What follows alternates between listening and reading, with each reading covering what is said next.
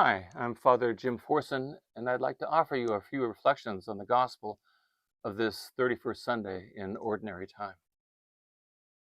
In today's gospel, Jesus is trying to tell his followers how to be true disciples. And what he is saying to them is a true disciple is not like those Pharisees that are constantly grasping for positions of power and the titles that go with it. And then he goes on to say, call no man rabbi. Only one is your rabbi, and the rest of you are teachers or brothers. And then he says, call no man father. You have but one Father, the Father in heaven. Now, didn't I just a few moments ago introduce myself to you as, hi, I'm Father Jim Forson? And doesn't it say right there in the scriptures, call no man father? Yes, it does. But that's the kind of misunderstanding that always comes whenever we try to read the scriptures too literally. You know, titles is not Jesus's point. The point is how to be a true servant is by, well, he says it. He who exalts himself will be humbled, and he who humbles himself will be exalted. And the true humble man is the one who is the servant of all. That's what it means to be a true disciple. That's the role of his followers and likewise for ourselves. We're called to be true servants. And being a servant may sound somewhat, subservient. Someone who's in the background, out of sight, kind of a position of weakness, but it's not. A true servant is a very powerful person, but one who derives his power not by making others weak, but rather lifts them up. His power, her power makes them powerful. I think of this one priest I knew at the seminary, Father Newman Eberhard.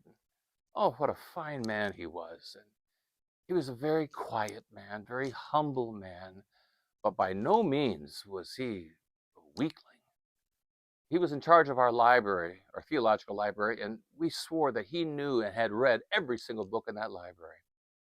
And there was one time I had to do a strange paper on the early Jewish influences of the 3rd century Syriac liturgy of St. James. How obscure! And I didn't know where to begin. And I went to Father Eberhard and said, this is what I have to do. Do you have any recommended books I could read? And he said, a minute.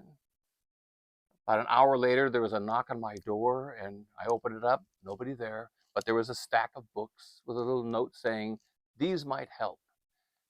And that's the kind of person that he was. He didn't look for applause. He didn't look for thank yous. He was a humble servant, and he made those around him the better, the stronger. He made me that way.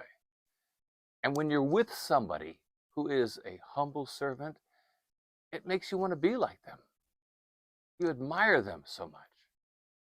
I think of Mother Teresa.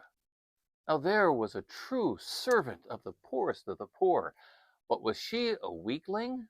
By no means. That was a strong woman whose strength made others strong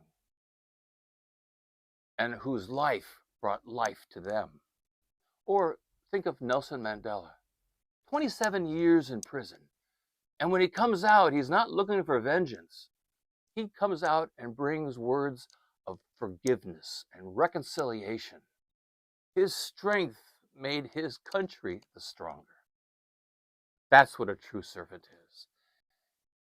And I know that probably none of us, few of us, will ever be like a Nelson Mandela or a Mother Teresa.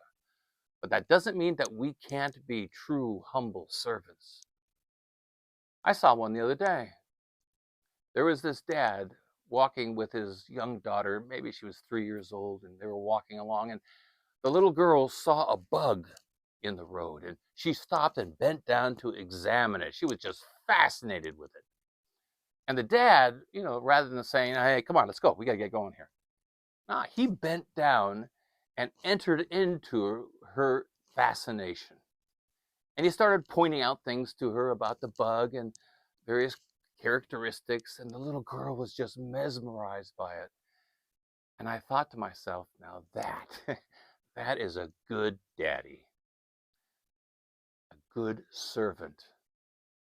He is there entering into his daughter's life and sharing her fascination and bringing joy into that little girl. That's what a true servant looks like. And that's what we are all called to be. Servants who lift up others and find joy in doing it. Today, we are called to be servants of all. Today, we bring joy.